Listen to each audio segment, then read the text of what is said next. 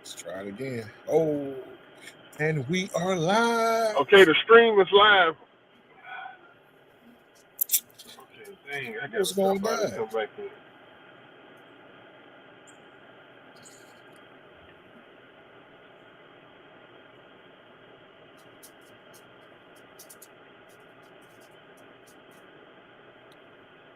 Killer. What's up, man? All right, make sure I can hear you, Nitty. Hey, what's up, y'all? All right. And we are the Texans on Hey, 3. Killer, can you hear me? I can hear you loud and clear. But I can't hear Patton at all. Can you hear him? I can hear Patty. Okay, y'all, I'm gonna drop out and come right back in because I think Oh. I'm the one that throw it off. Okay. All right. All right.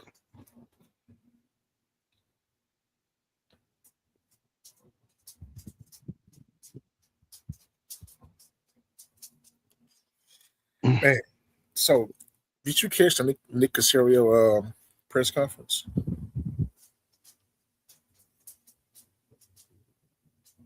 You hear me, Killer? Can't hear you. What the hell? Now, how the hell I got to drop out and come back in? What's really going on?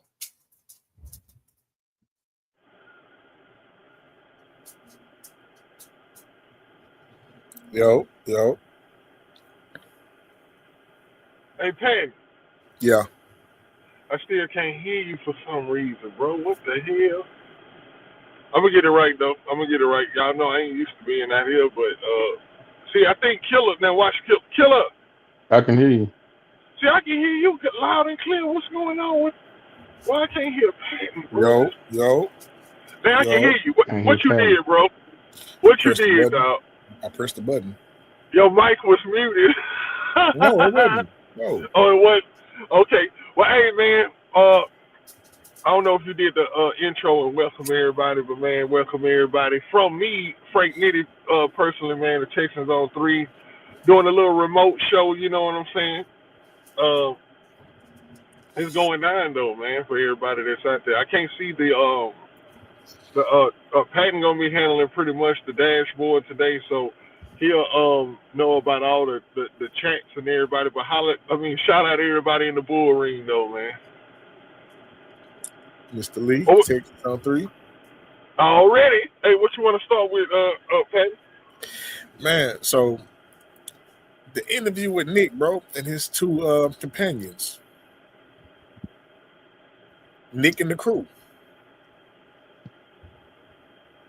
Killer, you good? Yeah, I can hear you. All right. So yeah, I just can't hear Patton, man. He done dropped back out again. I don't know what it is, but it's probably me, y'all. I can hear you. Probably. Yeah, and I can hear you loud and clear too. And a few minutes ago, I could hear Patton, but all of a sudden, my stuff ain't acting right. Hold on, let me see if it's just this right quick though.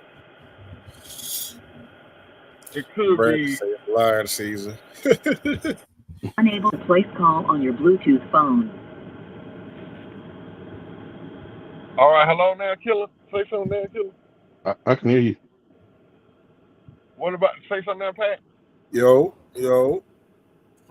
I'm gonna be right back. I can't wait till we get to actual like a live studio. There you go again, man. You can't hear me now? Can't hear you. That is fucking crazy. How we spending the beginning part of the show with audio issues? This is so ghetto.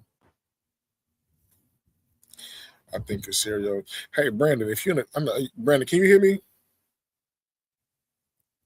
Let me know if you can hear me, Brandon. Mr. Lee, let me know if y'all can hear me.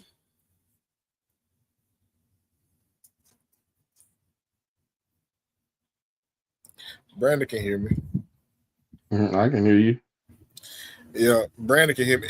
Man, that's y'all shit, man. It ain't me. God damn it. Nah, I mean, every time Nitty pops on, something goes with my sound. It's just the Lord telling us to get our shit together. Brandon said, I can hear 2 and see 1. Yeah, that's the Lord telling us, man, go on, get our shit together, go on, get this space we need for the real broadcast. Well, only if y'all knew what's coming y'all way in the future. Boy. Well, anyways, till Nitty pop back up, man. 2 for 2. Brandon funny. Did you get a chance to catch the Nick Caserio interview or the press conference?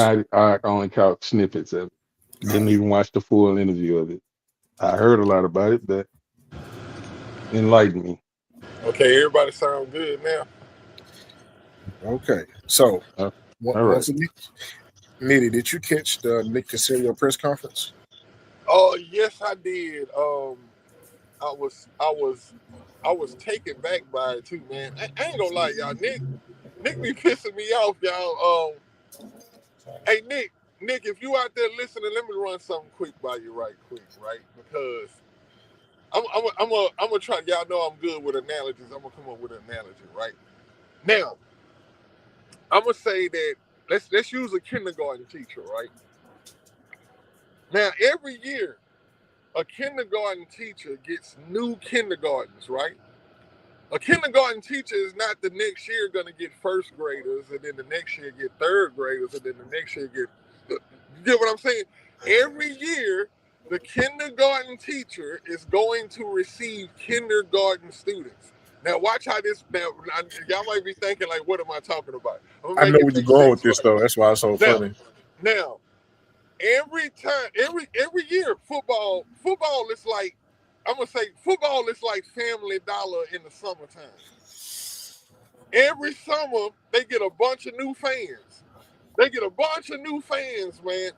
And what Nick Caserio doesn't understand that every year there's a new fan, there's a new Texan, a new Texans fan that's just learning about the draft. You know what I'm saying? And that in during these times, people watching these interviews are watching these interviews because they want to learn something. Now, you know, that's a percentage of the people that's watching the interviews that know all about the draft. We know the draft forwards and backwards, up and down. You know what I'm saying? But there's still new people every year that come into this draft experience and they want to learn something new. And I just think that I'm talking about, we talk about this every year, man, but Nick Caserio, he's so condescending when he talk to people. He act like he's talking to people who know about the draft all the time. And he doesn't understand that these reporters, most of the time, they work for companies. Sometimes they work for themselves, but they work for the people. And they have to keep giving it. What if a reporter was like, you know what, man, I ain't going to cover this draft, man. I'm so goddamn, I covered this draft 20 years already. Why I got to keep covering it? That's because it's new every year. You got to do your job new every year. And I feel like Nick Caserio, when explaining the draft and answering the questions, it's almost like he's basing it on the first year that he got here. Like, damn, y'all ain't understand what I've been saying that we've been doing. No, bro, it's new people in the room. You got to explain it for the people in the back now. You know what I'm saying? So I just think, Nick, you be being real condescending to people sometimes. And it's starting to rub off like this must be some kind of John Carroll type of thing, because Bill O'Brien was the same way. It's just a real obnoxious way to be, man. But yeah. Other than that, though, I mean, it was a good draft. I mean, it was a good interview, I Hey, guess. only horse to understand this, but you used the word condescending right today. Mm-hmm. Anyways, I actually I watched it first and I listened to it the second time, and I got the same thing twice. This guy's very smart at what he does. He's very, very intelligent. And the people he has under him, they're also intelligent. Now, to Dr. Payton's point, which he's going to come in here pretty soon, in just about a minute or so. After watching that, I feel like there has and is pushback going on when it comes to regarding certain players. Now, of course, you know, by Nick being the overseer of said players coming here, Yeah. he is the guy that's going to have the final say so. Now, does he listen? I'm pretty sure he does, based off what I was able to get from the interview yesterday. A guy who loves the scouting process, I love it. Like, I just don't get paid for it. That's all.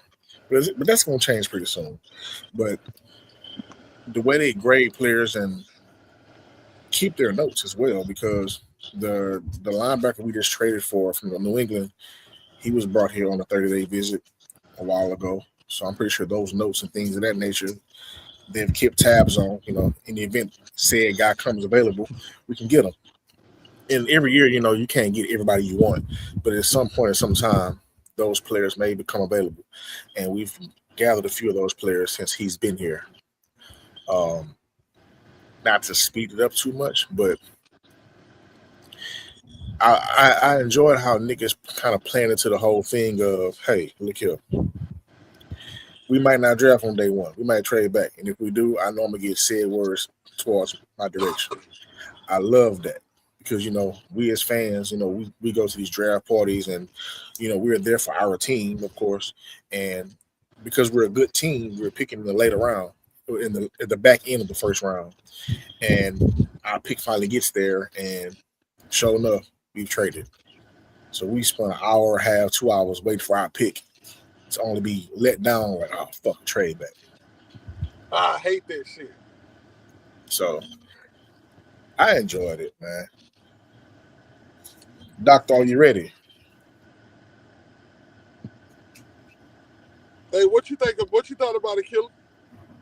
I didn't get a chance to see the press conference, but I'm gonna hit on something that you were saying and something Pat was saying. The condescending part. Yeah, Nick. See, I think social media has changed a lot on what personnel sees, what fans think they know.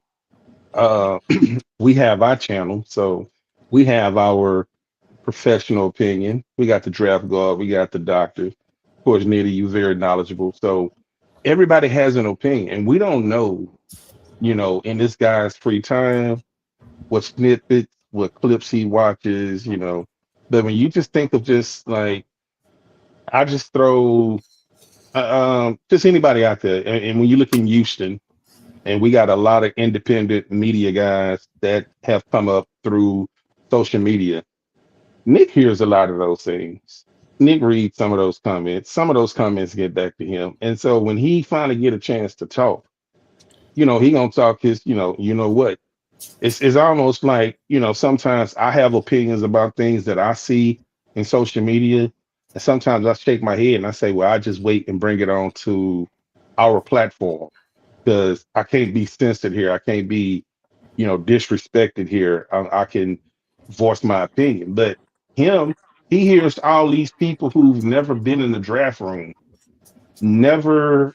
Nick has 6 Super Bowl rings. Nick had a 20-year run with a probably one of the greatest dynasties in football. Spygate. Y'all know what I'm talking about. Uh, the doctor's favorite team and organization. So he talks this he talks this stuff because he has a resume that says, okay, I'm gonna put my resume on the table. You put yours on the table, and yours gonna start with, well, I've been on Twitter 2 years and I watched this. You can't compare to him. So when he get up there, I think he's speaking to a small percentage of know-it-alls, and that's how he comes off like that. But when you take a organization that was like cap strap, trying to get rid of their franchise quarterback that they just got, uh, no money, like everything. His first 2 picks were third-round picks. He had to go through all of that, and you go 5, 6 years later, win the 6th year, and you hear people around the NFL, they will tell you, they told you last year, well, the Texans really don't have any needs. They can go anywhere on the draft. And that's what makes it exciting for us to watch the draft because he'll pick a wide receiver in the 2 wide receivers in the same draft from the same school. You know what I'm saying? And it's like nobody saw that coming. You can do that when you have a team that does not have glaring holes. So when he's able to do that, he can like talk his mess. So if he say, yeah, we'll drop that. I mean, it worked for him. And hey, if he can get an additional second-round pick, I know everybody be wanting if Sadiq is there, if their player is there, and Nick moves back, it's gonna piss off a lot of people. But then after the draft and after the free agent signings, and then we start piecing it together.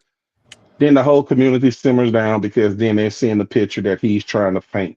He's the artist. He's the one with the paintbrush. And Patton just said something I'm gonna hit on. Patton, you said everybody knows, and I don't think everybody knows this, Patton, that the final word runs through him.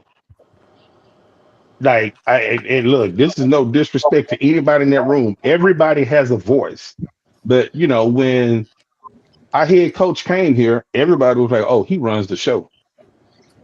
After the first draft that D'Amico Ryans had, D'Amico Ryans said, "Yeah, I'm ready to get back to football because this here's not my thing.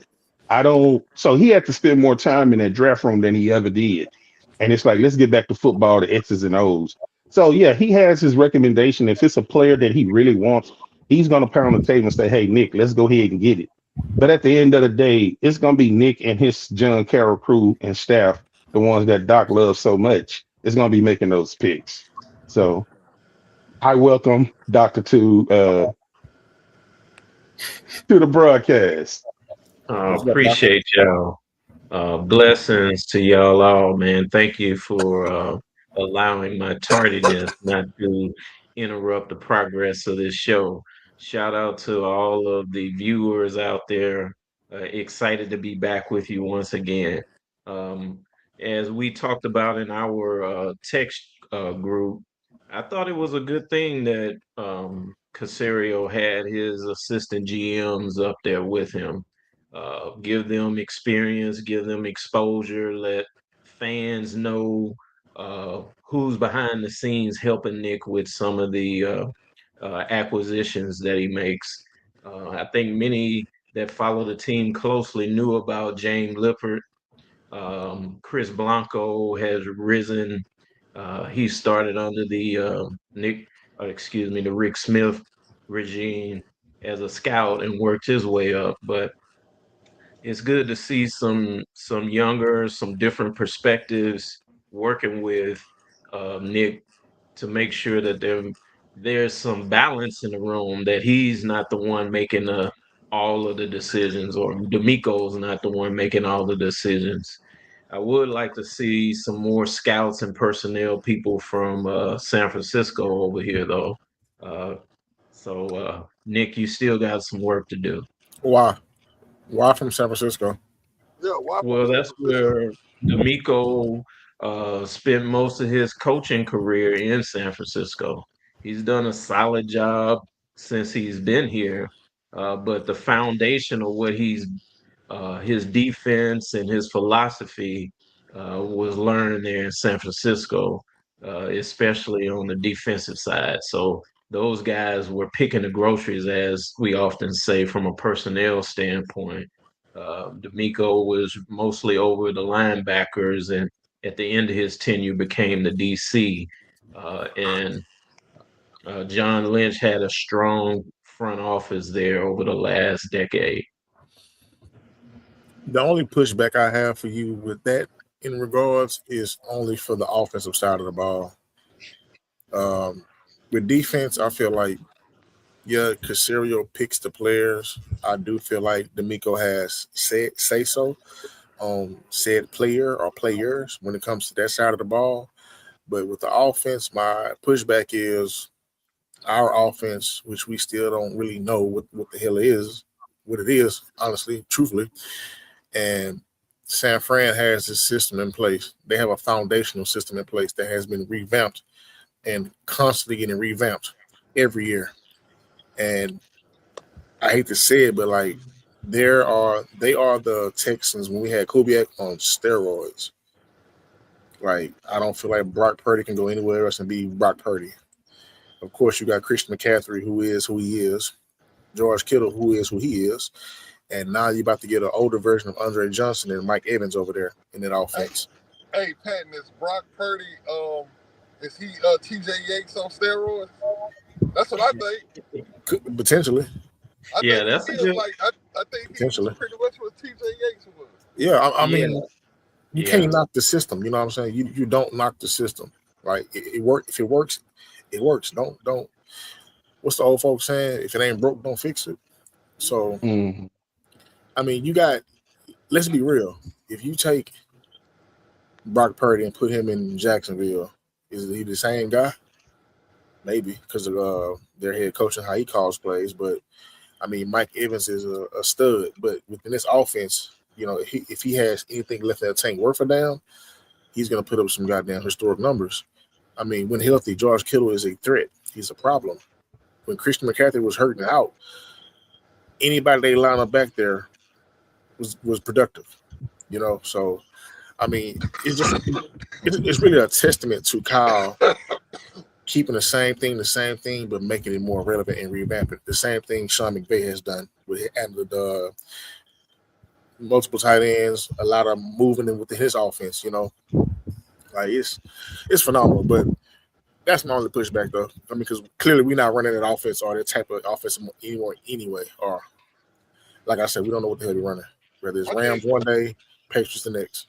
I think what Doc was saying is that mostly on the defensive side of the ball, right?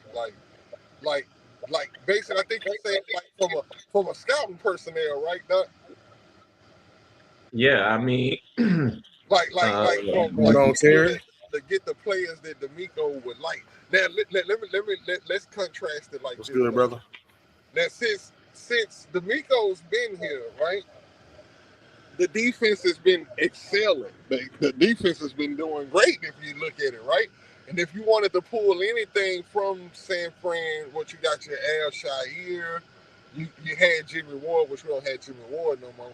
But when you look at it like that, Doc, would you say that D'Amico don't need that shit though? You know what I'm saying? Like, I feel like it doesn't look like he needs it. I can see if he was suffering on defense. I mean, that would be like that would be a super great take. But I kind of feel like D'Amico is doing a lot without that. I think he's still found a way to get his guys.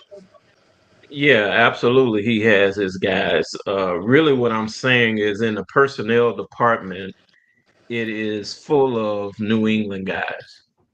Chris Blanco. Chris Blanco is a Texan, and he spent some time with Minnesota, who also ran the Shanahan kind of scheme, and they had a front office guy from San Francisco. So he picked up a little bit of what Shanahan and Lynch put into effect out there. But my main thing was we need someone with power in the front office that can bring a different perspective than the New England perspective, is really what I'm trying to say. New England has a certain way of doing things, i.e., David Montgomery in our backfield is enough. We can do a committee with David Montgomery, Woody Marks, and Dare Ubliganwe. That ain't enough in a San Francisco type of. They would have backs on top of backs that could always be number one. Instead of having twos and threes in the room, they got people that are ready to take the number one spot. That's really what I'm trying to say is that David a Montgomery different RB1. No, but what you saying? he is RB number one. My contention is that he should be RB 1A or 1B. Somebody I'm else fine. needs to be pushing him to his greatness. Not that he doesn't have the ability to be a starter, but Y'all we think we need seen? more. Y'all think we We need seen more. Woody's ceiling? I Mm-mm. do. I do. I think he's a good third down back, but he is not going Ooh, to that's a push good. Montgomery. What you think, Killer? You think we seen Woody's ceiling? Nah, we haven't seen the ceiling because Explain. his strength wasn't used last year. They didn't throw to him out of the backfield. So if he's not a threat coming out of the backfield because we don't have for whatever reason, Kaylee, after that 49-yard reception that he had, we never saw that again. Like Woody was the kind of back last year that should have been targeted at least 6 to 8 times out of the backfield. You could take him, motion him out. You can run wheel routes. You can run a lot of things. But to say you start a ceiling, no, because number one, The offensive line has been upgraded and is going to continue to be upgraded. You have a healthy receiving core that should be coming back. That's excluding Tank Dell, but going into the draft, I'm hearing that it's a lot of buzz on, going to get another wide receiver. So, I mean, with that, you'll have a room excluding Tank Dell with, four wide receivers. Well, we already know that Nico is Nico and Higgins started to climb the mountain last year. We're waiting to see Noel. Hey, killer, And killer, yes, killer. sir. Let me ask you a real quick question. I want to start with you, and I really want this to go all the way around. If Okay. they are, and I heard the same thing you heard too, right, about them looking at a wide receiver. Okay, this is the question. If they looking for a wide receiver, does that say our wide receiver room is actually not that good? To be honest, like You never know because look at the plays that were called last year. Do you think that we saw uh, what you saw Noel used in college and the way he was used here? You think he was used correctly? I don't think so. That's why I'm like, I think he's like, it's almost like having these niggas rookies again, right? But if the GM is looking at more wide receivers, and they know more about these players than we do, like that ain't good, right? That can't be good. No, no. Look, if, What? with a Think wide about receiver this. room with Nico Collins, Tank Dell was coming off an injury, but you got Xavier, you got Higgins, and you got Noel. Like, like that's a tight young core as far as what we thought. You know what I'm saying? But Right. I don't think they think like that, yo. So let me answer this right quick. Okay. You look at our wide receiver room, and we say if CJ is going to be our quarterback, we have to do number one, we have to protect him. So of course you address the line. Number two, if they answer running back really early in the draft, that's going to answer Doc question because Montgomery becomes that 1A, 1B. He's going to start off as being 1A. But just so happen if we get a Washington Jr. So now CJ has a running attack. They're going to go tight end, so they upgrade their tight end room. But what did CJ have coming out of Ohio State as far as weapons to make him successful? Now everybody say, Ohio State pushed out a lot of wide receivers while CJ was there. So if you want to replicate what you saw in CJ and you drafted him and you're going to invest in him, why not give him what he had at Ohio State and see if that's the case? So if you do get a wide receiver in the second, third round, I don't think it speaks bad about our wide receiver room, but injuries can happen. Nico get injured. You don't know about Tank Dell, and then these other three guys, the guys from the Cyclone, they're just guys. They twos and threes. So giving CJ what he had at Ohio State, and let's see what happens. Because see, after that, after the fifth year option been picked up, and we give you another wide receiver and improve the line, give you a tight end and a running attack, and he's still faltering, then everything goes back to him. There'll be no questions about, is CJ the guy? Well, the reason why there's been so much conversation, and I'm blaming this on John Hickman. Shout out to John Hickman from Locked On Texans. He feels like that 12 won't be here much longer. When 12 realized I should be getting paid more, and hey, we just paid Will, and hoping he plays or hoping he gets his mind together. We just paid Will and CJ. There isn't much money left on the table now. I feel like my refute to that. Um, Will contract will be more than CJ's contract, and the reason why I said it is because Will has more of an impact on the team than CJ does currently. Can CJ reach that potential? Maybe, hopefully, but if let's throw a deal out there, right? Let's say Will gets 3 years or 4 years or 5 years for however much. Let's just say 5 years, 200 million, right? Just throw the number out there. And CJ gets 3 years, 127.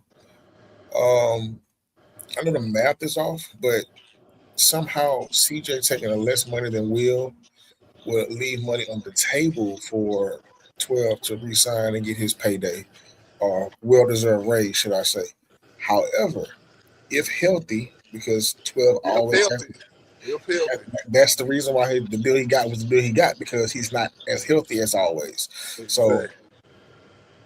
there are some teams out there, i.e. the Raiders, that will pay him Jamar Chase money to come over there and be part of that shit show.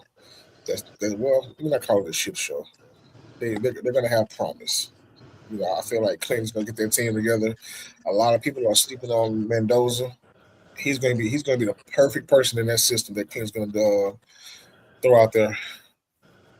But anyways, as far as the Texans go, yes, um, it makes sense to add another receiver only for the simple fact that you want to give. At the end of the day, you want to say we did all we could for you.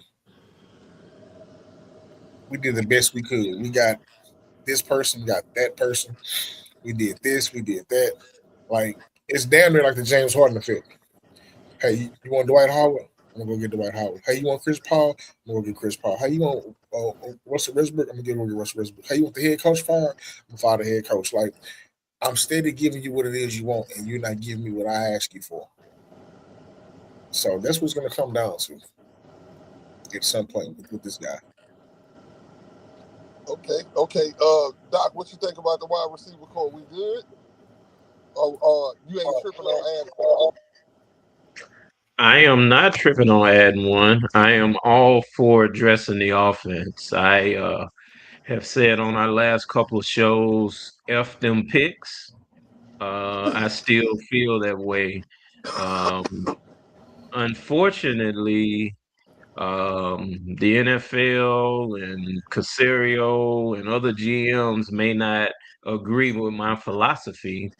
And the truth of the matter is, even if Casario agreed with me and F those picks, he would have to find somebody that wanted to make a deal. The way I look at the draft, I've run a bunch of mock drafts, and I know Patton has as well. Maybe you two have. Um, it's really difficult to move up because there are some Oh, good players in the top 10, good players in the middle round, and then back where we're picking at the back half is a bunch of players grouped together that fall between 20 and 40. It's just they all bunched up there. So I really want to say F those picks, and I want to go up for Love or Sadiq. Um, but there's a couple of teams ahead of us, like Baltimore, Tampa Bay, even the Chargers, that could use a tight end like Sadiq. So Carolina. In Carolina, yeah, in I'll my go mock Carolina. drafts, like as far as mock drafts go, hey, shout out to Terry. He's in the bull ring.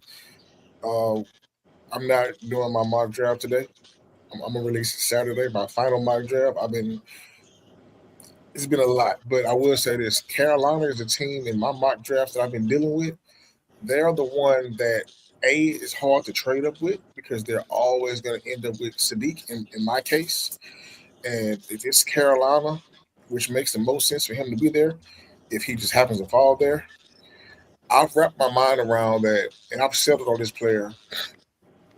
Well, these players. It's only two, and they're D tackles, uh, Caleb Banks and Peter Woods. I'm not high on Caden McDonald, and maybe I'm biased because he's from Ohio State, maybe. But yeah, I Yeah. am. I like Well, I'll be ready the way to you feel about the Knicks, I feel about Ohio State, Doctor. So I will be ready to release my draft when you guys say it's okay. I have one ready, but you let me know and I'll release it because I don't know if I can wait till the weekend or next week. okay, well, Uh, because next week, so we got to get it out. If you would right, like to, if you want to do yours today, right now, by all means, go ahead. I'm going to release my one and only one for Saturday. I used to do a bunch of them back in the day, but now it's like I Yeah, got I to just live do one, man. I today. just do one. yeah. I do have a graphic. Should I send it to you? Let me take a picture that way whoever's controlling it, I can send it to them to give Uh, the audience yeah, a if you you don't know how to do that, Patton, Learn it on the go. it's actually pretty easy. It'll be where the share screen thing is. It'll ask you what you want to share to present. specifically, and then you can just put that you want to but that's after he's seen you the picture though. But while he's sending you that though, I got one more question about the wide receivers though, y'all. Yeah, I'm ready for it. Okay, what type of wide receiver do we get? Like if you look at what we got, what type of like if we add a wide receiver, what type of wide receiver you think this wide receiver needs to be, or you think they don't even need to be worried about what type, they just need a wide receiver. I think that Casario has built a solid wide receiver group. They have diversity in the group. They have all of the positions addressed. But because they're an injury prone group, you always have to add to that group.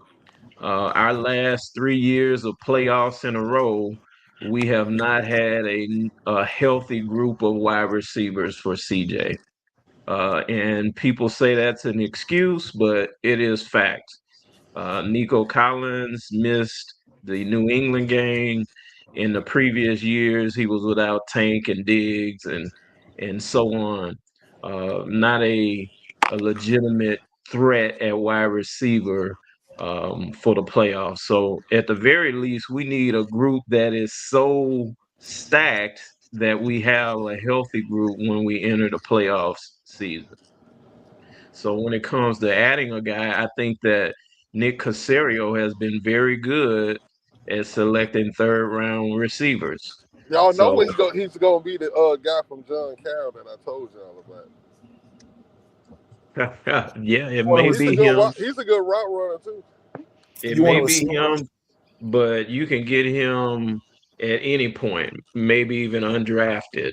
I Listen, just think that um, our offense is in dire need of more talent. The line at every level, the line, the running back room, the wide receiver room, the tight end group, all of them need an infusion of talent.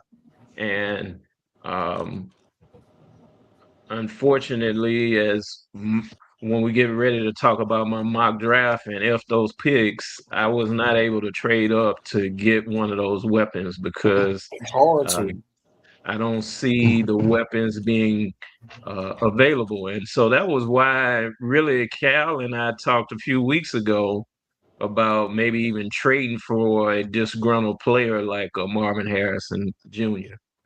I'd be willing to trade pick 28 for Marvin Harrison right now.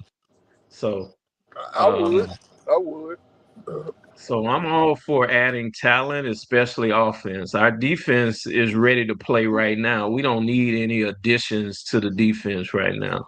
Everything else would be establishing more depth and resetting the roster for the future. One of the assistant GMs, Chris Blanco, mentioned that his personal philosophy is building through the trenches. I don't know that Casario has been doing so in the draft, but building through the trenches is always proved to be a successful path for good organizations. And so I think that's why a lot of Texans fans are like, let's get a DT right now to put a strength on top of a strength. Hmm. Okay, okay. I got a receiver for y'all. If y'all just really want a receiver. I got one too. I was looking him up, but go ahead with yours. Oh, my guy's not available right now. My guy's still in college, but he will be available next year. Oh look. Draft guard activated Draft guard. I'm in the just saying, future. if you really want a receiver, We're gonna have to get you a crystal ball. oh, this is slam dunk. Um, Ryan Williams, you Alabama. you trade up for that easily. I give you my next year first round pick, second round pick, easily, Yeah. easily. You talking about a total punch, an all in one punch? That's a grown man right there. Yeah. I think that our offense could use more receivers. To Nitty's point, yes, yes. Am I going to be disappointed if they draft a receiver in the first 2 rounds? No, because the offense needs an infusion of talent. Of course. The wide receiver I was getting a little play was wide receiver from Tennessee, Chris Brazil. I like him. Yeah, they got him slated as a late first round pick. Hmm. 6'4", 200, run a 4.37. Didn't know he was from Midland. Uh, First team All SEC. So that's another one. And just quick on the Nico Collins things, everybody know that's my favorite Texan player, but Yeah, uh about that. both things can happen, and Nico probably still won't be here. If he get injured again, uh going down the stretch in the playoffs, I could see them like not wanting to pay him big dollars, and it'll be excusable. He can also have some monster numbers and play his way up out of this contract, because you still got to remember, uh Kalen Bullock is probably the best third round pick that came out of the draft that year, and that's a free safety that we're not going to want to lose. And a lot of people are saying that Locksmith is just as valuable as Stingley. So that those are two contracts that you got to look at too. So when you start to balance, who get paid, who don't get paid, if you start to go with wide receiver this year, you can see it trending on moving away from Nico Collins. Yeah, and Nico is on a real cheap deal right now. He's making 23 a year, Very and cheap. the wide receiver contracts have gone up to 45 a year. So Yeah. I didn't agree with signing him early, but it proved to be the right move. He did work himself into being a wide receiver one, and his payday came early, and it worked out for the Texans' benefit. So the way that Nick Casario moves away from his Pro Bowl players, I could see what Carol mentioned, that if he doesn't get a fully healthy year, that this could be time to trade Nico for a younger, healthier version in Higgins. Yep, I agree with So Yeah. that. I'm I'm having a hard time bringing up Doc's mock draft. Okay. Well, Pat, don't worry about the graphic. Just you all, let's continue on the show. And when you want me to go through it, I can just run I through it with a I can narrative. show it. This is the best I can do. Nah, nah, that's okay. All right, I can just talk through it. all right. Go ahead. Okay, great. Well, viewers, as I mentioned earlier, my latest mock, I've always been for trading those picks and even sacrificing two or three of those five top picks that we have in the top 110 to get an impact player on offense. But I see those players um, as Jeremiah Love, who's predicted now to go in the top 5 of the draft. I wouldn't trade up that high. Um, Kenyon Sadiq. Um, there's mocks with him going as high as 12 in a trade with San Diego, excuse me, the LA Chargers, trading over with the Cowboys. So I don't think we can get up into the draft. I don't think we're gonna find a trade partner to trade up for one of those two players. So I decided just to stick and pick versus dropping down. And so at 28 in my latest mock, I did have a offensive tackle falling to me. Uh, Lumu, which is a left tackle from Utah. This young man is still pretty young. I think he's 20, 21. Been a starter his whole time at Utah and plays left tackle, but probably would be a better fit for us at left guard. And with his age, would be a developmental player at a couple positions behind um, Wyatt Teller as he comes in as the starter at left guard. And Lumu, excuse me, is having a tough time saying that, could also be one of your bookend tackles if indeed Blake Fisher doesn't develop into a starter. Then you can move on easily from him, and Lumu can be your left or right tackle of the future, along with Ursary. In the second round, I had I'm not going to say a local guy, but a Texas guy, Lee Hunter, excuse me, available at 38, which is a big defensive tackle, has the size and swarm mentality. He's a mean, nasty kind of football player that would fit. I don't think he is a immediate impact player, but he would come in and be a part of this elite defense as a rotational player and could eventually be um, your leading defensive tackle to go along with Will Anderson and Daniil Hunter.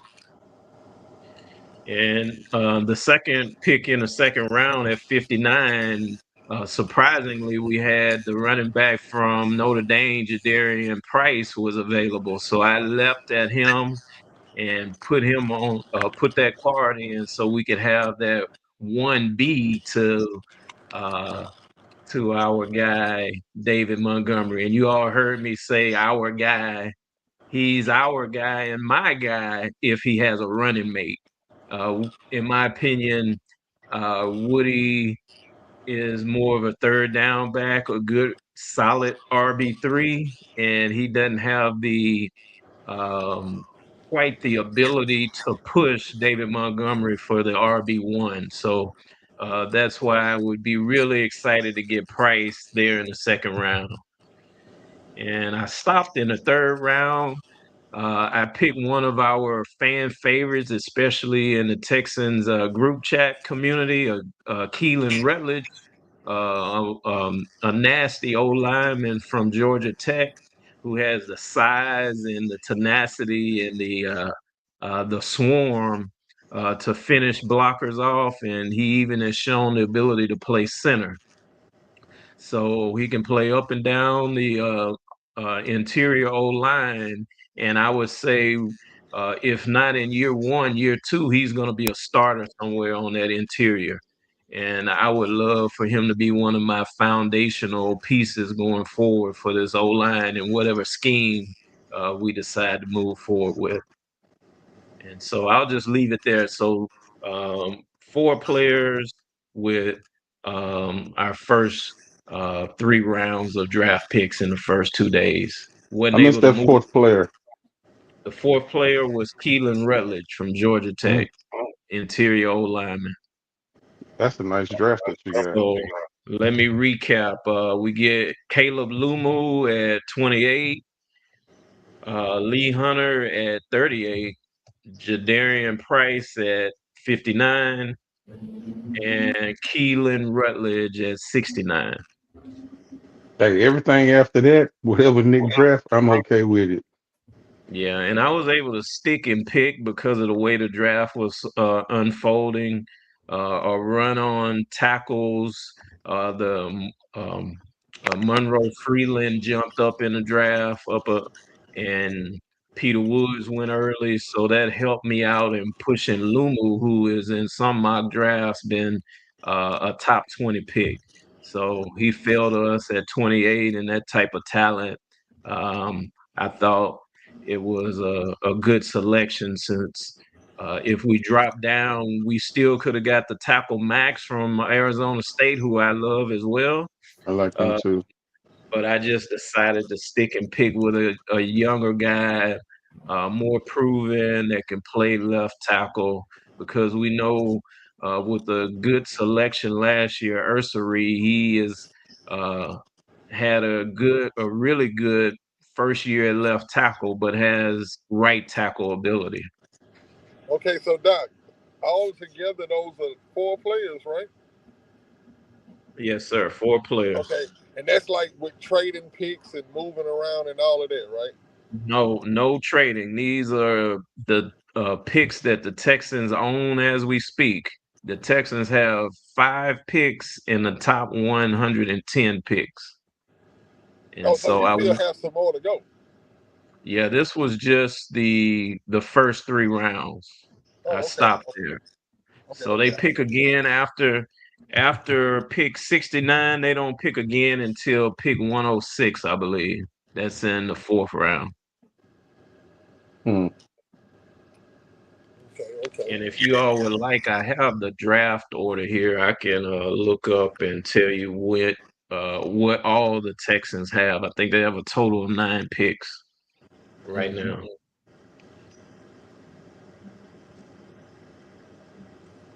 All right, Yeah, I Yeah. that's think it I for think me. I think it's a pretty good.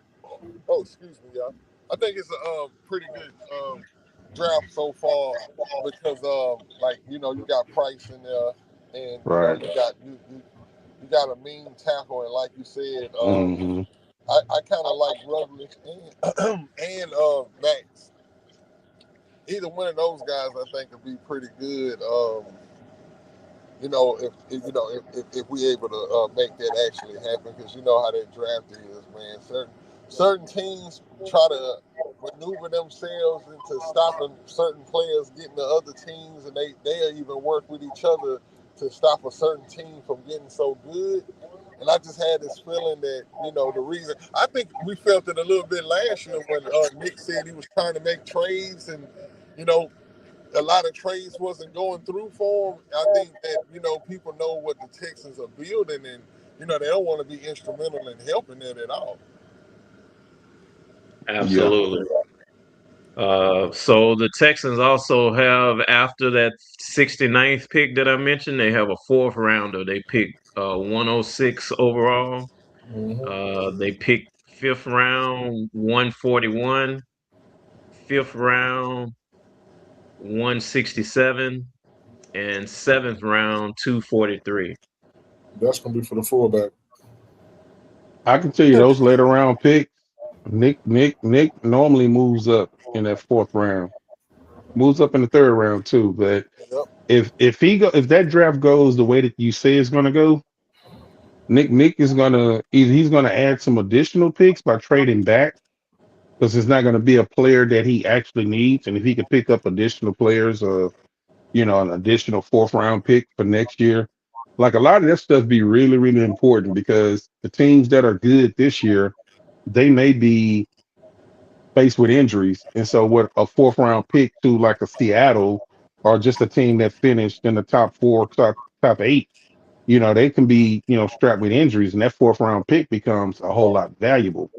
So if there's nothing that we need, unless it's a wide receiver that drop down on the board, tight end, I can see a lot of trading going on with that around that 4th round.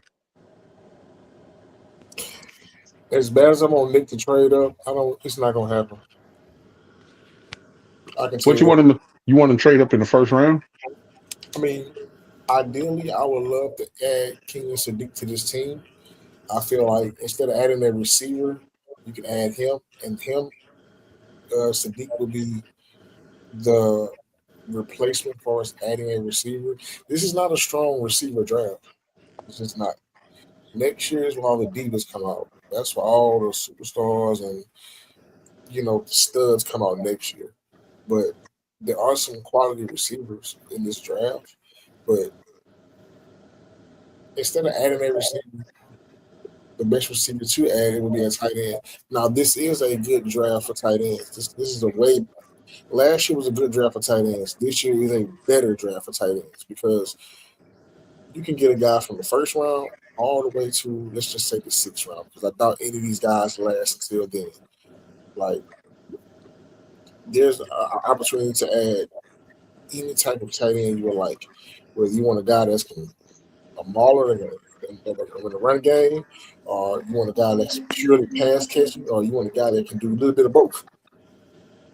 You know what I'm saying? Mhm. Is which is why I'm okay.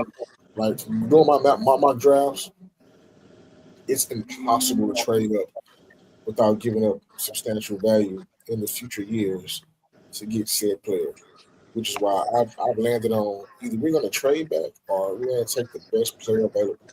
And knowing Nick and how he's been doing the past 2 years, I'm not paying nobody that first round, that 50 option. I'm only doing it once, well, really twice with CJ and no, I'm sorry, Stingley, CJ and Will. So it's 3 times he's done so. I don't see him doing it this year. Excuse me. So Yeah, but those were top 10 picks as well. So you better be paying yeah, or you'll be out of a job. so you get what I'm saying. Um, So like, we're in the back end of the draft where it's going to take a team like uh, I'm looking at it right now. The Jets, a team like the Jets, the Cardinals, maybe even Miami, that's feeling a little froggy or feeling good about themselves or have talked themselves into the QB from Alabama. They want to trade up to the 28th spot. And we know we're not going to ask for much. You know, hey, man, give us a second round pick or give us a third round pick or give us something for next year. But I believe, hey, believe you me, the receiver for this team in the event 12 decides to say, I'm out, do a contract disputes, is playing in college this year. Mark my words, Ryan Williams will be a Texan next year. You heard it here first. mm, I hope not. That means we picking too high. Oh no, you trading up for him. You trading up for him. You give up the king's ransom for him. Well, this the year we got extra draft capital, so that's why I'm You will saying have F it next year as picks. well. And But we don't have any extra twos and threes next year. you will have it. And Nick, we trust. Hey, hey, doctor, that's your GM, pal. Yeah, yeah, we stuck with them, but I want to pause the show. This it took us about 77 episodes for the draft god and I to agree on something. He wants Sadiq as well, and so Yeah, let's go storm the we bar, man. we Hey, on we on the same page. all hell gonna break loose tomorrow, man. Duct tape rope. Yeah, Hey, all I know is this draft here when you got a team that's, I mean, you know, the way the Texans is set up right now. I just think that, you know, and you know that's what Nick was trying to say. Nick saying that, you know, this draft is like they gonna take best. They we happen to be a team that's best player available at the moment, right? And I think that's I think he bluffing when he say that. I think that, you know what I'm saying, it's definitely not about. I think he's definitely has in mind players that we need. I mean, he know we need a tackle. You know, we need a running back. But you know, I don't know how big the priority is with him. I mean, Nick is pretty. Nick, put it like this: Nick is slick. You know what I'm saying? Nick is pretty slick in his approach, and sometimes even us as fans have no idea what he's gonna do. And I mean, I have no idea. But if I had to say who I wanted to take in the first round, because I don't normally do a mock draft. I just say who I think that we ought to take in the first round. I think that we will pick. I don't think we trade out of that first round, and I think it's going to be a player that's going to drop. But if anything, we move up, and it won't be for a running back. Sorry about that, Doc. I don't think it'll be for a running back. I think if we move up, it probably would be for the tight end. So that's a good thing Hey, too. my mama say offensive line, bro. Offensive line in the first round. That's what she say. I mean, yeah. if you stay there, if you stay at 28, then yes, you take the best offensive line available at that time, and That's I'll what be she happy say. with it. I go to sleep happy that night. I'll be like, okay, or trade up. or trade up and get the best offensive lineman. I just think we need like we get like just say we I don't know, I don't really know the class like I ain't even from the front, man. Y'all know I've been dealing with some other stuff though, but one thing I will say, if we pull one of the top three studs at offensive line, it's especially at, at maybe tackle or guard, man, I think that it automatically sets this line up for success. I think that's all it's missing. It's needing that rookie that Ursary can say, "Hey, man, I came in last year, man, and look at what I did." And you looked at it to come in and do this and show him the ropes and all of that stuff, bro. I think that's what all this line needs. And then you get your running back, and then David Montgomery has his 1,300-yard season. Let me ask you something. The only way that I think Nick moves up is it has to be a play. Like, let me ask you something. We all agree that this is pretty much a Super Bowl roster. Like, we can look at Yep. this roster and say it's, if you want to say it's top 10, top five, wherever you want to put it, you're going to put it in the top 10. Probably the best secondary, best ends. You know, formidable wide receiver room. Question marks, but for the most part, overall, I think the only way Nick moves up in the first round, it has to be a difference maker on offense. That's the only way that he moves up, because offense was the weakness last year, and I could see what y'all was saying. Sadiq, other tight ends like Eli Stowers, and then later on, I'm hearing a lot about Oscar Depth. So even if you can move up and get Sadiq, that's to me a move up in the first round. It'll be for him or possibly a running back, but I don't think Price is somebody you have to move up for, because I think when it all settles, he's going to be there in the second round. So I don't think he'll move up for it. Have to be a lineman that like really really dropped, that was slated to go mid rounds, like mid 15, between 12 and 18, and he's still there. Then yeah, he'll probably like, okay, I'll move up two spots to go get him. But I think it has to be an offensive difference maker, a weapon, an instant weapon for CJ. Absolutely. The offense is begging on their knees, begging for some help. Mm. Yeah. Well, I can talk all day about what we can do offensively. The defense is pat. I mean, they stacked. And even with adding a utility guy Uh, like uh, Reed Blankenship, it strengthens your overall defense because you got another um, good player back there, and or, an or ace doctor, special teamer. or you can add your boy. You've been calling the teamer since the beginning of the goddamn season, and Rodriguez. Yeah, Rodriguez. Yeah, I mean, he's gonna be. I think he's gonna have a long NFL career, but a special team stalwart. Oh, Um, but I believe he will get drafted now in the second round because he had an excellent combine. I hey, just That's just my vision for Rodriguez. I like his cousin over in Detroit better than him. I like Malcolm Rodriguez better. oh God, look, fellas, we we've approached the hour mark. Uh, in closing, we know Doctor don't think Rodriguez is a stalwart. Well, he think he's a stalwart from special teams. Dilla, anything you would like to add to this before we get up out of here? I just want to say, man, that the draft is coming 8 days away now, and these days are going. It's gonna seem like it's gonna be tomorrow, so y'all might as well get ready.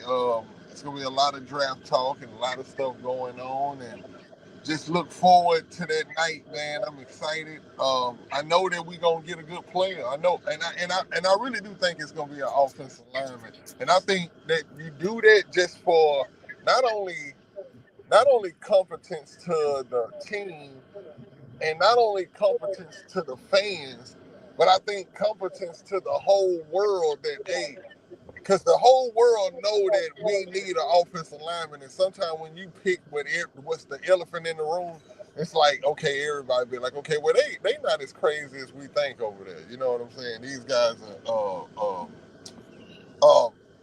actually got some competence over there on Kirby, as Larry and Stafford would say. But yeah, man, I'm just excited about the draft, man. Want to give a shout out to my wife, man, and hey, we just gonna keep on doing our thing, man. I appreciate y'all guys, man. It's been a great show, and shout out to Bull Ring too, man. I can't give y'all individual shout outs, but man, appreciate all of y'all over there, man, and everybody that commented and everything, man. Believe me, we will. I will be back at the setup soon, so we'll do it like we always do it. But I'm gonna go ahead and get up out of here, guys, man. So I'm gonna let y'all finish up. But I just want to say peace, love y'all, man, and we're gonna tap Hey, in. love you too, brother. All right, Rest. be good, man. Blessings. My closing shots is don't be surprised, and this is something that nobody's talking about. That cornerback room get real thin and inexperienced after Locksmith and Stingley. Don't be surprised we go early with a cornerback too. If it happens, it's gonna come out of left field. But if it's somebody that drops on that board, I'm not saying in the first round, but hey, with Nick, you never know. That cornerback room, if one of those guys go down, we'll be thirsty. So it's just a lot of things, man. And one thing I like about it is this roster is built, and it makes this is what makes the talk fun because it's it's not a lot of holes there. So everything is speculation. Everybody that has an opinion about where we should go or where we think we're going to go is right because nobody knows. Yeah, yeah. You real good point there. We don't know what Nick and his brain trust want to do or what D'Amico want last minute. Right. Shout out to Brandon. Brandon is like, or he move up to get something special for D'Amico. Because D'Amico said that Will Anderson was the definition of swarm. Will Anderson was the best visit that he ever had. And uh, so that's why Casario had to go up there and get Will in addition to our greatest need at the time, which was a quarterback. Knew you had to take for the franchise, you had to take a quarterback. But he went up and got Will Anderson for D'Amico in the regime that he's building here. Right. That is correct. The swarm that is now established with Will being one of the top 5 defensive players in the league, which quite honestly I never saw coming. Hmm. I guess the one thing about Will success, we don't have to talk about the trades anymore. Was it 3? Was it 4 players? Right now, it don't even matter. We got Will. I feel like we won. Yeah, you want to trade. 'Cause You got I was talking about getting somebody like Van Ness from Iowa as a edge rusher to go along with the quarterback. So yeah, we won the trade. hmm. Shout out to C Roy, man. R.I.P. R.I.P. Roll. Yeah. And that's really what we're trying to do is get ourselves out of mediocrity. We're trying to be great, not Yeah. just good, not just divisional round. We're trying to go to the Super Bowl, man. Yeah. It's time. Yeah. I'm not satisfied with just going. I mean, when you look at what Seattle did in 3 years, it can be done. Mm-hmm. Yeah, and that's another point. And you talked about rosters. New England's roster is not as good as ours. No, it's not. Seattle's roster is not as good as ours, but they played well enough to win the Super Bowl. Right. After this offseason. Yeah, Yeah, well, Seattle did lose a key piece in their backfield, and their defense, their other running back is coming back off of ACL, so they got some rebuilding to do. of course. Did they lose somebody on defense? I don't think they lost any. They lost Reek Woolen, who wasn't getting a lot of playing time anyway. That's the only one I think they lost. Yeah. I think two DBs, corner and safety. Oh yeah, you're right. Kobe, what's the name? Kobe Bryant, Bryant. Kobe Bryant. yeah. Shout out to Kobe, man. Love you. Mhm. And Gigi. All right, man. Well, with all that being said, good people, the draft is around the corner, and us old folks got to get into bed. So, look, with that being said, man, I appreciate everybody that pulled up tonight, man. You know what I'm saying? Love the bull ring. Shout out to every one of you all. Um, we love y'all, and we will see y'all Saturday around the same time. Yeah.